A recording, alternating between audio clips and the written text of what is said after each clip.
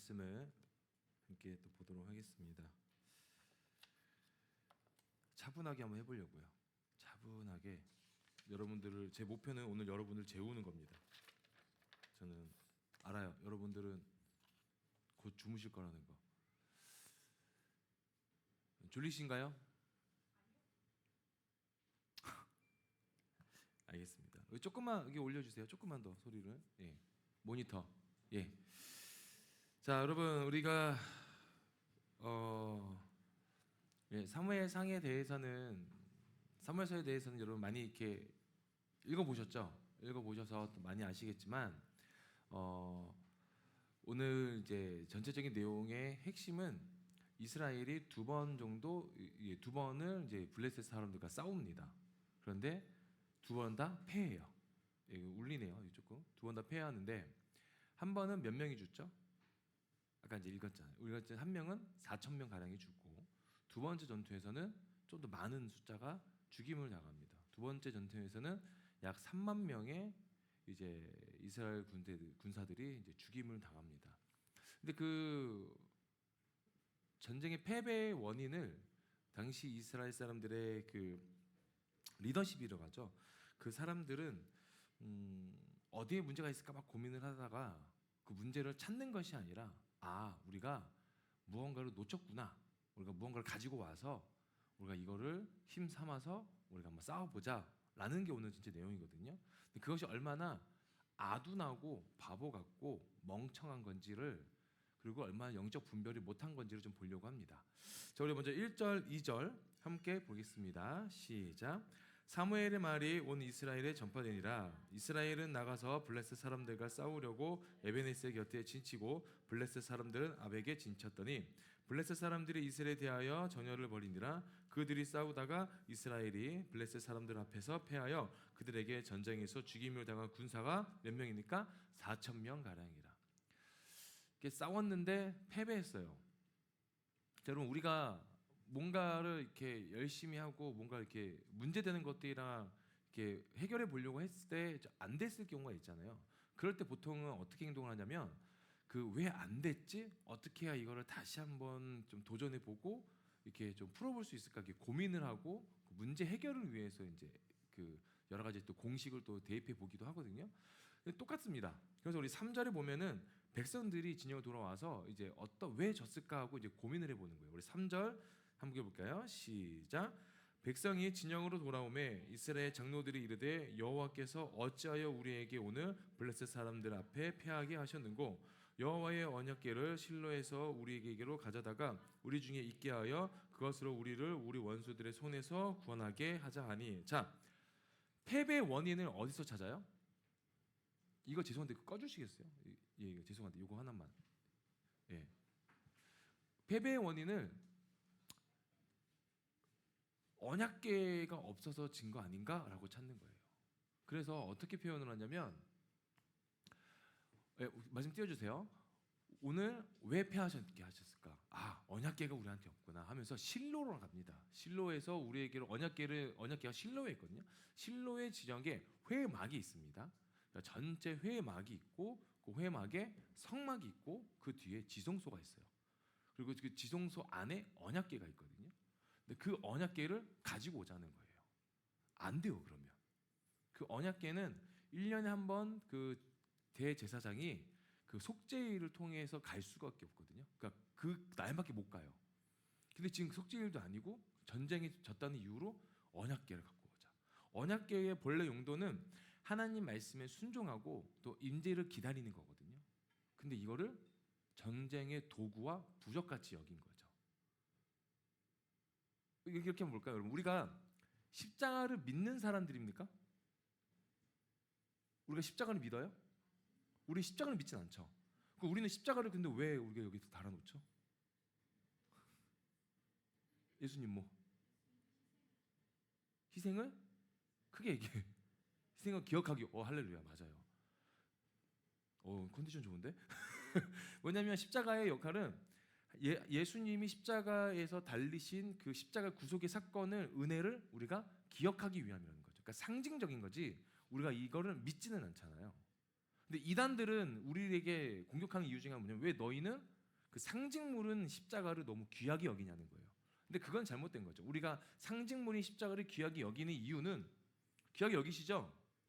맞죠? 귀하게 여기는 이유는 뭡니까? 이 은혜가 귀한 거죠. 그러지 않습니까? 이 은혜가 너무 귀하니까 이 은혜를 기억하기 위함에서 우리가 뭐 목걸이도 하고 우리 은유가 오늘 또 십자가 키링 그죠? 키캡이라나요? 그걸 또 받아왔더라고요. 그러니까 다양한 모습으로 우리가 그 십자가를 기억을 하고 우리가 품고 있는 거죠. 하지만 그걸 우리가 믿지는 않죠. 근데 당시 이스라엘 사람들은 우리가 패배에서 전쟁에 졌으니 언약궤를 도구 삼아서 싸우자는 거예요.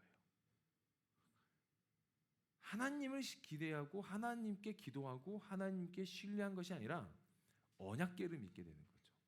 자, 우리 하면서 우리 4절 5절 볼까요? 4절 5절 시작.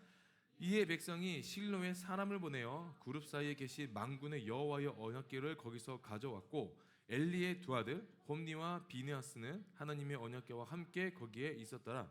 여호와의 언약궤가 진영에 들어올 때에 온 이스라엘이 큰 소리로 외침에 땅이 울린지라.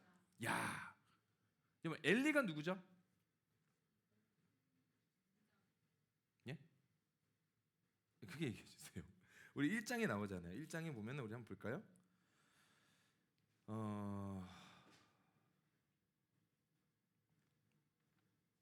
1장 어디야? 예, 1장 9절에 보면은 한나와 이제 엘리가 만나는 그 모습이 나옵니다. 그러니까 당시 사사죠.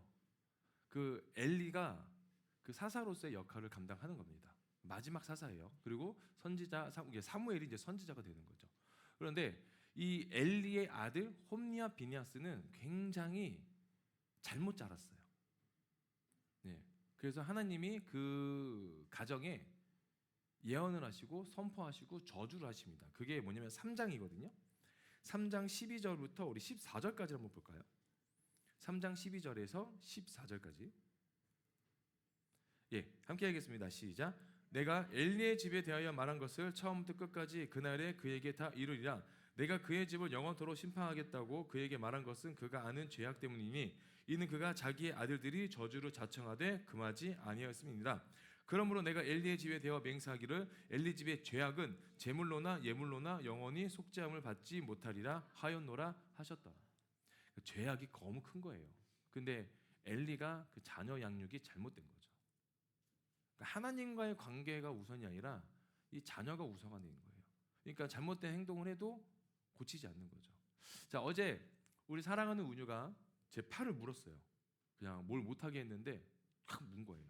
그래서 처음에 입을 대길래 대고 말겠지 했는데 아구 힘이 점점 싹 세지니 저도 모르게 아! 하고 소리치면서 이제 은유한테 화를 냈죠. 화를 내면서 이제 엉덩이를 한번 때리면서 계속 이게 뭐냐면 누군가를 깨무고 때리는 건 잘못된 행동이야라고 계속 가르쳤어요. 자, 쉽게 말해서 이제 그렇게 했다는 거고, 근데 엘리는 홈니와 비느하스한테 깨물었어? 그럴 수도 있지 이렇게 된다는 거죠. 잘못된 행동은 어떻게 해야 돼요? 혼나야 되는 것도 혼나야 되는 거지만 교정을 시켜줘야죠. 그래서 우리 오늘 13절에 보면 뭐라고 합니까?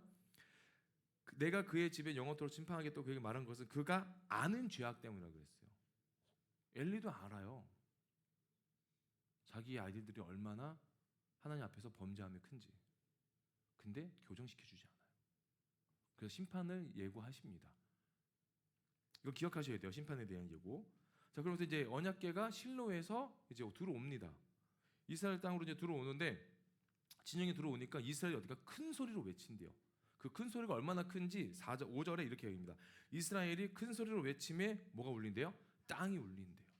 와, 언약궤가 왔다. 이제 우리는 이겼다 이거예요. 언약궤가 왔다. 여러분 이제 다다음 주인가요? 우리 월드컵이 시작이 됩니다. 몰랐죠? 저도 몰랐어요. 저도 이렇게 죄송합니다. 이렇게까지 관심이 없는 월드컵은 처음이라. 네. 그러니까 월드컵이 오는데 저희 은유가 좋아하는 운동선수가 있어요. 두 사람. 메시와 호날두를 좋아합니다. 왜 웃지? 근데 축구 선수인지도 몰라요. 야구를 하는데 아빠 제가 메시야 이래요. 그래서 아니야. 쟤는 한국 사람이야. 아, 거기다가 제가 막 채널 돌리다가 당구가 나와요. 여자 선수가 당구를 칩니다. 제가 메시야? 아니야. 메시는 남자고 키가 작고 털이 많아. 아, 하다가 동물농장이 나왔거든요. 메시? 그래가지고 아니야. 이제 그렇게 얘기했는데, 그러니까 아무것도 몰라요. 근데 제가 축구 얘기를 왜 하냐면 메시나 호날두 되게 굉장히 유명하고 세계적인 선수잖아요. 그러니까는 이제 게임 체인저라고 얘기를 하거든요. 그 이유가 뭐냐면 이 선수가 들어오면 우리가 이길 수 있다라는 확고함이 생기고 좀 이렇게 신뢰가 생기는 거죠. 근데 실제로 한 사람이 들어가가지고 게임을 바꾸기에는 힘들 때도 있거든요. 그 사람이 모든 걸 해결해 주지 않아요. 근데 이스라엘 사람들은 언약궤가 왔으니 우리의 1차 패배가 이젠 뒤집어질 거다. 이길 수 있다라고요. 그래서 그 소리가 너무 큰 거예요. 이제 승리는 우리 거다. 그런데 그 소리를 들은 우리 블레셋 사람들은 이제 무서워합니다. 우리 6절, 7절, 8절 함께 볼까요? 시작. 블레셋 사람이 그 외치는 소리를 듣고 이르되 히브리 진영에서 큰 소리로 외침은 어찌 됨이냐 하다가 여호와의 궤가 진영에 들어온 줄을 깨달은지라. 블레셋 사람들이 두려워하여 이르되 신이 진영에 이르렀도다 하고 또 이르되 우리에게 화로다. 전날에는 이런 일이 없었도다. 우리에게 화로다. 누가 우리로 이 능한 신들의 손에서 건지리요? 그들은 광야에서 여러 가지 재앙으로 애굽인을 친 신들이니라. 쫑고예요. 쉽게 말해서 야 큰일 났다. 야 애굽에서 있었던 그 일들 우리가 아는데 야 이제 큰일 났다. 저기 이스라엘 백성들이 언약궤가 들어오니까 사기가 막 충만해지고 야 이제 우리 지겠는데 도망갈까? 이래야 되는데 9절에 우리가 배워야 돼요. 블레셋 사람들한테 9절 한번 볼까요? 9절 시작. 너희 블레셋 사람들아 강하게 되며 대장부가 되라. 너희가 히브리 사람의 종이 되기를 그들이 너희의 종이 되었던 것 같이 되지 말고 대장부같이 되어 싸우라. 싸울 줄 알아야죠. 네.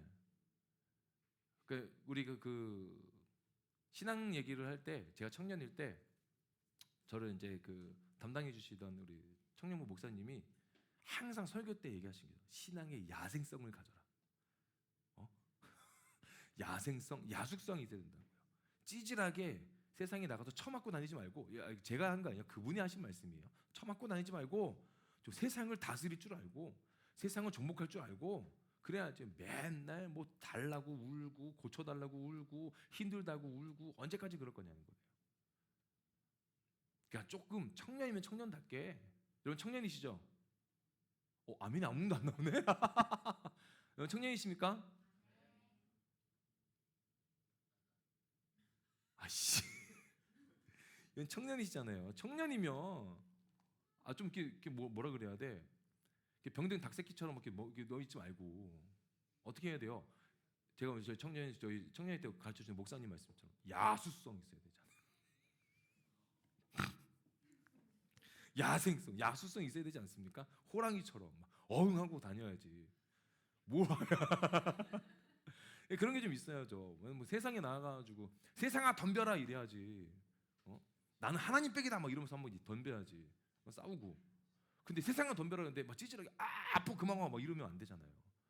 직장 취업도 갑의 을이 분명하잖아요. 취업에 면접 볼 때. 근데 여러분 제가 한번 말씀드리지 않았나요? 저는 면접 볼 때 제가 갑이에요. 왜 그런 줄 아세요? 나를 찾는 이유는 인원이 필요한 거잖아요. 일할 사람이 필요한 거잖아요. 나도 고를 수 있다는 거예요. 저는 어딜 가나 그렇게 얘기해요. 제가 예전에 그 부기옥자로 막 이렇게 면접 볼 때 거기에 연봉란이 있었거든요. 근데 부기옥자는 여러분 너무 참 이렇게 안타깝게도 저희 나라 현실상 많이 받지는 못해요. 재정적으로. 근데 연봉란이 있길래 당당하게 적었죠. 4,400. 보통의 목사님도 그렇게 받지 못합니다. 저는 필요한 만큼 적은 거예요. 결혼 전에 한참 전에 제가 이제 30대 초반일 때 딱 적었죠. 그러니까 목사님이 황당해서 부른 거예요. 그러니까 면접은 1억은 떨어지는 건데 그 연봉 얘기를 듣고 싶어서 부르신 거예요. 어떤 마음으로 썼냐? 필요한 만큼 쓴 건데요. 그러니까 우린 이만큼 못 준다. 좀 못하는데요. 이놈 봐라. 그럼 너 한 달만 좀 사역해 볼래? 그래서 한 달 사역한 데가 1년 사역했어요. 물론 그 정도 연봉은 받지 못했습니다. 물론 이제 협의가 됐죠, 얼추. 하지만 기존에 받으셨던 분들보다는 조금 많이 받았어요. 네. 그러니까 우리가 뭔가 취업을 할 때 되면은 여기 꼭 들어가야 돼. 하나님 꼭 조금 해주세요. 그런데 찌질하지잖아요. 그렇게 찌질하지 마세요. 하나님 보내시는 곳에 내가 그곳에 면접 가는 거는 그곳이 나를 위해서 축복받을 수 있는 곳이잖아요. 아멘? 그러니까 여러분 나를 통해서 그곳이 변화될 수 있는 곳이면 내가 움직이면 되는 거예요. 그리고 내가 갑이 되면 되는 거예요. 물론 이제 뭐 갑과 을의 그 구분을 지을 필요는 없지만 면접 볼 때 움츠러들지 말라는 거예요. 취업에 대한 것들도 움츠러들지 마세요. 우리가 뭐 이렇게 상담을 하거나 저 놀랍게도 저도 보험 일을 해봤거든요. 저도 성교단체에서 나와가지고 갈 데가 없으니까 돈은 없고 뭐 이렇게 로드캐스팅 로드캐스팅 매니저도 해봤다 그랬잖아요. 할 때 무서운 사람들이 있어요. 그 매니저 역할 할 때. 왜냐면 지나가도 연예인처럼 아우라가 부러지는 사람들이 있거든요. 제가 지금까지 보면서 정말 멋있는 외국인을 본 사람이 어느 나라 사람이냐? 브라질 사람들이에요. 브라질 사람들은요, 진짜 그냥 지나가면 너무 멋있어요. 남자들도 멋있고 여자들도 멋있고 무서운데 선배들이 부르는 거예요. 야 가서 연락처 받아와. 브라질 사람들도 무슨 대화를 하라는 거야. 그 언어를 모르잖아요. 근데 그럴 사람들 브라질 사람이니까 어떻게 하냐면 옷이 브라질 국기를 하고 이렇게 다니셨거든요. 명동에서. 그러니까 누가 봐도 알아요. 근데 가라는 거야. 근데 갔어요. 근데 막 우물쭈물 되니까 연락처 못 받아왔거든요. 그래서 그 캐스팅이 안 됐어요. 엄청 혼나는 거예요. 그래가지고 내가 막 이렇게 있는데 그 야수성에 대해서 얘기하신 목사님하고 상담을 했습니다. 그 목사님이 야, 너 예수 믿는 놈이 사람을 상대하는 이렇게 쫄아. 아주 당당하게 얘기해. 폰 번호 뭐 달라고 얘기하라 그런 거야. 무슨 소리야? 그 연락처 받아서 캐스팅해야 되니까. 그래서 그때부터 한번 해보라는 거예요. 그래서 상담을 하러 가요. 전 절대 쫄지 않았어요. 그때부터. 왜냐면 무섭죠. 그게 어떻게 한 번에 바뀝니까? 하지만 가서 얘기합니다. 네가 필요한 건 내가 갖고 있다는 마음이에요. 내가 이걸 팔아야, 내가 이걸 뭘 이렇게 해야 나한테 얼마 수익이 떨어지고 내가 뭘 할 수 있다는 게 아니라 너가 지금 필요한 거를 내가 가지고 있으니 너는 내가 필요한 존재야라는 거를 인식을 하고 바꿔버리는 거예요. 그러니까 회사 면접 이런 것들도 당당해지는 거예요. 예전에 저의 모습은 지금 뭐 그렇지만은 면접 볼 때요 항상 화장실에서 무릎 꿇고 기도하고 들어갔어요. 너무 무서워서 면접 볼 때. 저 진짜 그랬어요. 주여 도와주시옵소서 하고 막 혼자 막 방언 기도하고 엘렐렐레 막 하고 화장실에서 뭐 그러고 이제 갔었거든요. 그러면 뭐 항상 움츠러들잖아요. 어깨 막 이렇게 말려 있고 막 이렇게. 근데 어느 순간부터 이제 생각이 좀 바뀌게 되는 거죠. 이 회사도 사람이 필요하고 나도 회사가 필요하다. 서로 윈윈인 거죠. 그러니까 누가 갑과 을이 될 필요가 없고 내가 필요한 부분은 요구할 수 있는 거고 그중에서 필요한 부분을 또 얘기해 줄 수 있는 거고 그걸 우리는 협의라고 하는 거죠. 그러니까 그렇게 좀 당당해지시면 되겠다는 거예요. 오늘 블레셋 사람들한테 우리가 하나 좀 배울 수 있는 건 뭐냐면 이 사람들은 언약궤가 진영에 들어옴에서 그 이스라엘 사람들을 외치는 소리에 움츠러들었단 말이에요. 그런데 다시 한번 다잡게 됐다는 거죠. 야 다시 한번 힘을 내라. 어떻게 왜 힘을 내라고 하냐면 보세요. 9절 다시 한번 띄워주세요. 너희가 히브리 사람의 종이 되기를 그들이 너희의 종이 되었던 것 같이 되지 말고 입장을 바꿔보라는 거예요. 예전에 그들이 너희의 종이었잖아. 너희가 어떻게 했는지 알잖아. 우리가 그들의 종이 돼봐라. 어떻게 하겠냐? 그러니까 어떻게 하고 너희가 대장부가 되라는 거예요. 싸울 준비를 해라. 목숨을 걸고 싸우라는 거예요. 우리가 사회에 나가서 관계를 맺을 때 또 뭔가를 이루려고 할 때 여러분 죽을 힘을 다해야 돼요. 내가 할 수 있는 범위 내에서는.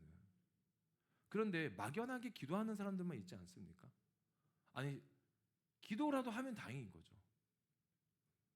기도도 하지 않고 그냥 어떻게든 되겠지. 제가 제일 싫어하는 그 말 중에 하나가 뭐냐면은 내일이 내가 하겠지, 내년에 내가 하겠지, 다음 달에 내가 갖겠지. 너무 아니란 마음인 거예요. 어차피 누가 합니까? 어차피 내가 하는 거예요. 제가 요즘에 그 예능을 보면 TV를 보면은 그 혼자 자취하는 분들의 그 이야기를 좀 보거든요. 근데 한 연예인이 그런 얘기했어요. 어차피 내가 할 거라서 내가 조금 더 움직여야 된다는 거예요. 내가 나를 돌보지 않으면 나를 돌봐줄 사람이 없다는 거예요.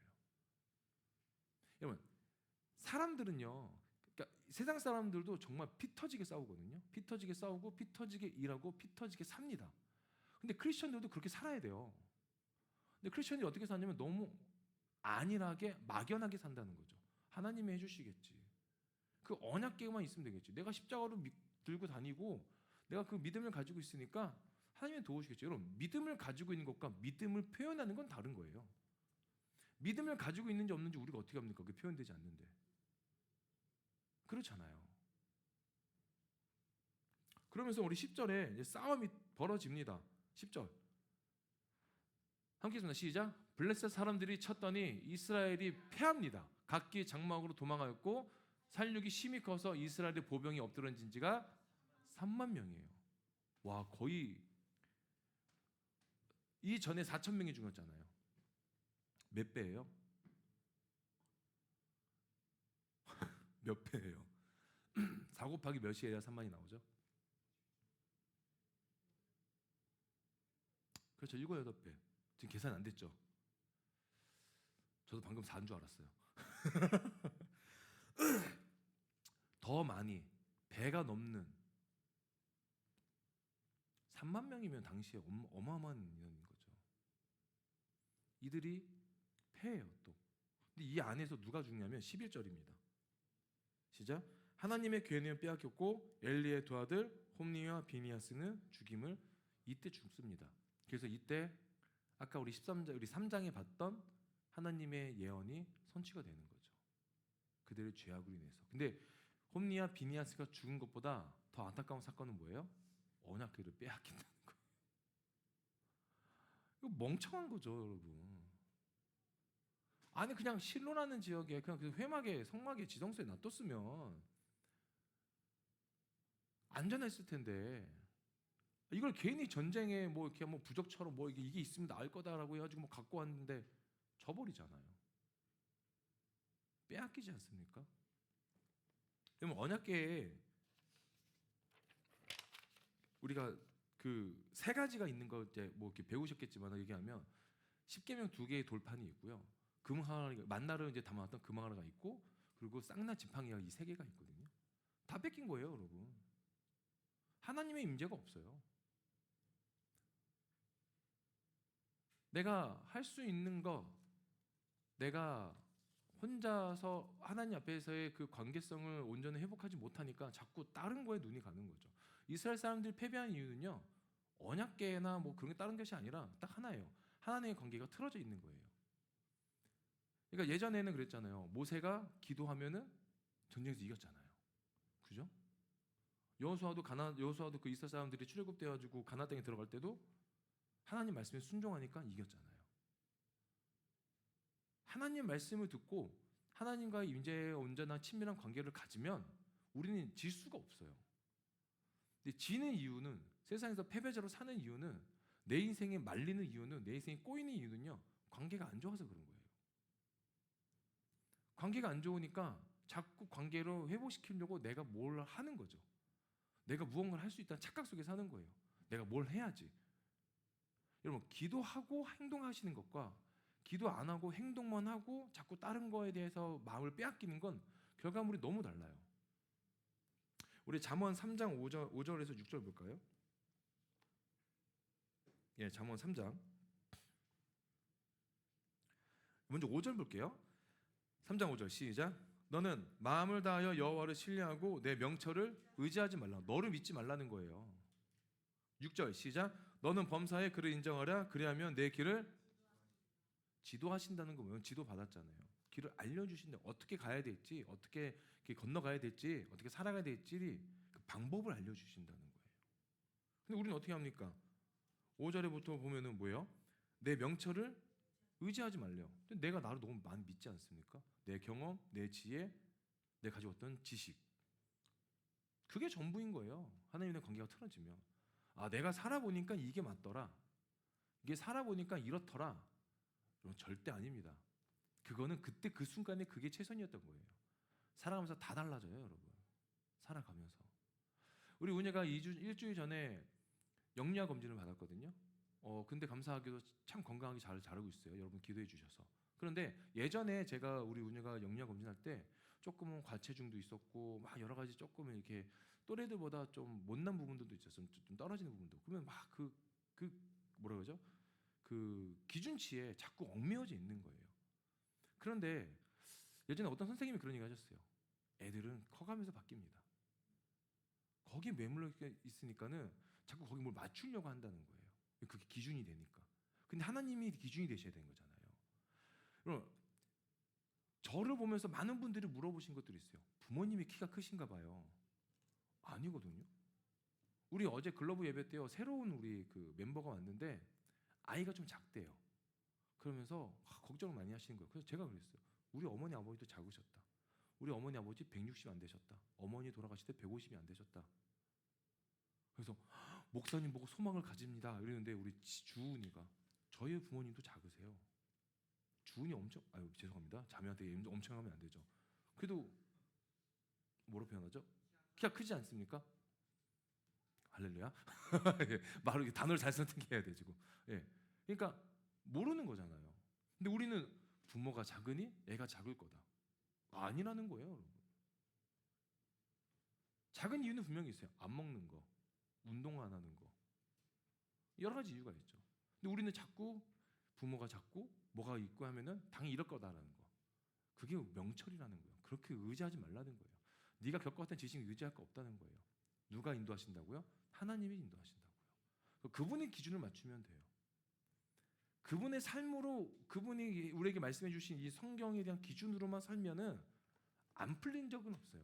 다만 풀리는 과정이 좀 고통스러운 경우는 있죠. 우리 다 겪어봤던 일들이잖아요. 다 겪어봤던 거. 그 순탄하게 풀린 적이 있습니까? 한 번도 없어요, 여러분.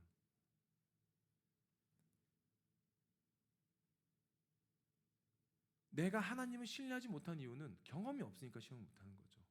근데 심지어는 경험이 있어도요, 신뢰를 못할 때가 많아요. 경험이 있어도. 그러니까 인간이 너무 연약한 거죠. 근데 우리가 내세울 거는 믿음밖에 없잖아요. 이스라엘 사람들은요, 언약궤를 진영으로 갖고 오는 그 행위로 이길 수 있다고 생각했던 거예요. 근데 행위로 이어집니까? 아니에요. 믿음으로 이기는 거예요. 그래서 우리 6절에 보세요. 너는 범사의 그를 뭐라 그래요? 인정하래요. 믿음이 있는 자가 그분을 인정할 수 있는 거예요. 그분은 살아계십니다. 아멘. 그분은 지금 우리와 함께 하십니다. 아멘. 그분이 내 삶의 인도자이십니다. 아멘. 그분은 나의 생명의 주관자이십니다. 아멘. 그분에 대한 믿음이 있을 때 그분에 대한 인정이 있을 수 있다는 거죠. 그러면 어떻게 하신다고요? 내 길을 지도하신대요. 전 여러분이 하나님을 가까이 하시는 삶을 살기 위해서 싸우시기 소망합니다. 다른 블레셋 사람들과 싸우지 마세요. 다른 어떤 그 외부적인 요인과 씨름하지 마세요. 우리 교회에 좀 외부적인 요인이 좀 많잖아요. 지금 당장에 이루어지는 뭐 이렇게 해결될 문제도 많이 있고. 근데 외부의 여러 가지 일들에 대해서 이제는 크게 반응하지 않아요. 저도 할 수 있는 건 뭐냐면 기도하고 그냥 나누는 거예요. 물어보시는 분들이 계시니까 어때? 아까도 이제 우리 세워지는 교회 분들이랑 한 오랜 시간 그 교회 관련돼서 이야기를 나눴는데 너무 죄송해하는 거예요. 도움을 못 줘서 죄송하다고. 그래서 괜찮습니다.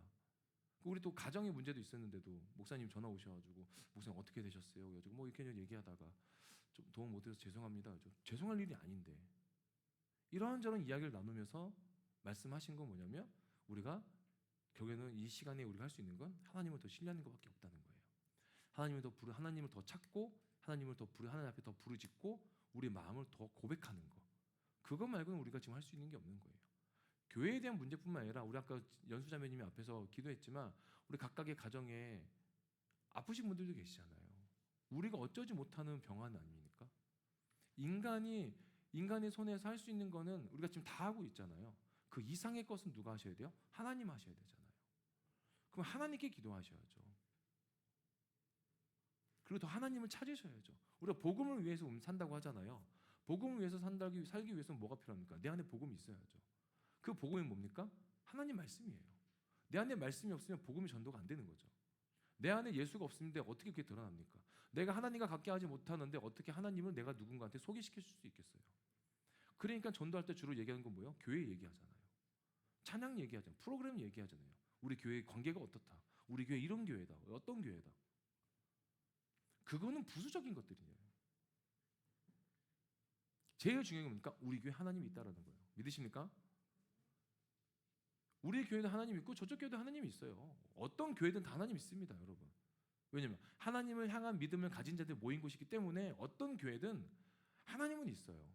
그런데 그 하나님을 만나게 할 수 있는 교회에 있느냐, 관계 안에서 하나님 이야기를 나누는 교회에 있느냐, 그 차이가 있는 거죠. 그러니까 여러분 우리 교회는 어떤 교회입니까?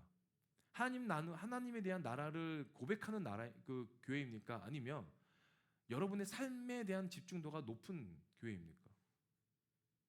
우리 다 알지 않습니까? 다 알잖아요. 뭐가 더 집중도가 높은지. 잘못된 길이 있으면 이제 바꿔야죠. 바꿔 나가면 돼요. 그래서 오늘 마지막 말씀으로 우리 야고보서 함께 말씀 볼게요. 야고보서 3장. 죄송합니다. 4장 8절.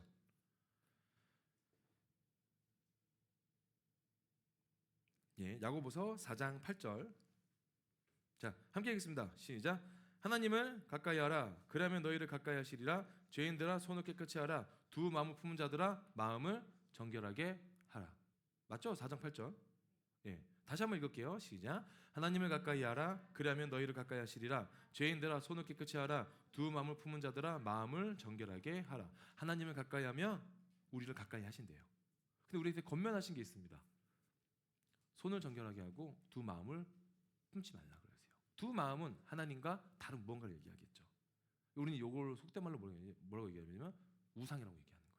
친구, 재정, 뭐 이렇게 관계, 비전, 소망, 뭐 그런 것들이 될 수 있겠죠. 근데 여기는 절대 멈추지 않아요. 여기는 절대 변하지 않아요. 하나님. 우리는 다 하나님을 만난 사람들이니까 하나님에 대한 절대적인 것에 대한 믿음을 갖고 있어요. 그런데 이 믿음이 흔들리고 뭔가 안 되니까는 자꾸 다른 거에 중심이 되는 거죠. 그러니까 이 두 개가 같이 가니까 어떻게 해요? 하나님과 가까이 가고자 하는 이 마음이 자꾸 다른 데 구분되어지는 거죠. 어떨 때는 정말 이게 필요하지만 어떨 때는 또 이게 필요하고. 근데 우리는 죽으나 사나 하나님이 필요한 존재들입니다. 그러니까 여러분이 이루고자 하는 소망들도 하나님께 기도하셔야 가능한 일이에요. 기도하셔야죠. 말씀 좀 정리하겠습니다. 이스라엘 사람들은 전쟁을 이기기 위해서 부적과 같은 언약궤를 원했어요. 그게 있으면 이길 거라는 착각 속에 있는 거죠. 그러니까 내 패배를 올바르게 분별하지 못했어요. 로마서 12장 우리 제가 제일 좋아하는 말씀 중에 하나인데 로마서 12장 1절에 보자. 너희는 이 세대를 본받지 말라고 하잖아요. 이 세대를 본받지 말고 하나님의 선하시고 온전하시고 기뻐하신 뜻이 무엇인지 분별하라고 되어 있어요. 분별이 안 되니까 내가 왜 이렇게 살고 있지? 내가 왜 이렇게 뭐가 좀 안 풀리지? 난 왜 이렇게 뭐가 이렇게 조금 이렇게 계속 어지럽고 힘들지? 나는 왜 삶이 이렇지? 거기에 대한 확실한 어떤 문제점을 파악을 못하니까 자꾸 어떻게 돼요? 도돌이가 되는 거예요. 이걸 한번 해볼까? 똑같이 벌어져요. 이거 한번 해볼까? 똑같이 벌어져요. 여러분 하나님이 움직이시면요 모든 게 바뀝니다. 제가 어제 우리 글로벌 예배 때 엘리야와 사르밧가부의 그 두 번째 사건을 이야기 나눴거든요. 그게 뭐냐면 죽은 아들을 엘리야가 살리잖아요. 맞아요? 하나님이 살리시잖아요. 엘리야가 살리는 게 아니에요, 여러분. 엘리야가 부르짖잖아요. 혼을 다시 돌려드리고 이 아이 살려달라고. 근데 그 사르밧가부가 뭐라고 했냐면, 당신이 나하고 무슨 상관이 있길래 내 죄를 깨닫게 하려고, 내 죄를 생각나게 하려고, 또 내 아이를 데리고 가려고, 죽게 하려고 왜 나한테 왔냐? 그래서 원망을 엘리야한테 해요. 사람이 그만큼 완악해요. 문제가 터지면요 왜 이렇게 터졌을까 고민하는 것이 아니고 다 타인을 욕하게 있는 거예요. 저 사람 때문에 그래, 저 사람 때문에 그래, 야 이 환경 자체가 그래, 뭐가 어때서 제일 못난 겁니다, 여러분. 왜 똑같은 사람이고 똑같이 그 공간이 있는데 누군가는 잘 지내고 누군가는 못 지낼까요? 나한테 문제가 있는 거죠. 내 문제가 어떻게 해결되느냐 그걸 모르면 계속 그 문제를 가지고 사는 거예요, 평생을. 근데 시간이 지남에 따라서 저는 여러분들이 그 시선이 좀 넓어졌으면 좋겠어요. 나에서 하나님을 보는 거예요. 하나님 도와주십시오. 이 말 한마디 하시면 되는 거예요. 하나님 가야 할 길을 알려주십시오. 그 주님이 인도하십니다. 전 그런 주님을 믿고 있고요. 전 그런 주님을 여러분들에게 고백하고 있는 겁니다. 여러분도 그런 고백을 하시기 소망합니다. 그동안 그런 주님을 믿고 한번 신뢰해 보시고 하나님 앞에서 고백해 보세요. 그리고 그 길을 살아보세요. 저는 장담합니다. 주님은 저와 여러분을 도우실 거라는 거. 아멘. 그래서 우리 도우신 하나님을 기억하시고 하나님에 대한 그 좀 입술을 열어서 기도하기 소망합니다. 우리 말씀 생각하시면서 함께 기도하겠습니다. 기도합니다. 좋으신 하나님 아버지, 너무나 감사합니다. 하나님, 우리가 주님을 더욱더 신뢰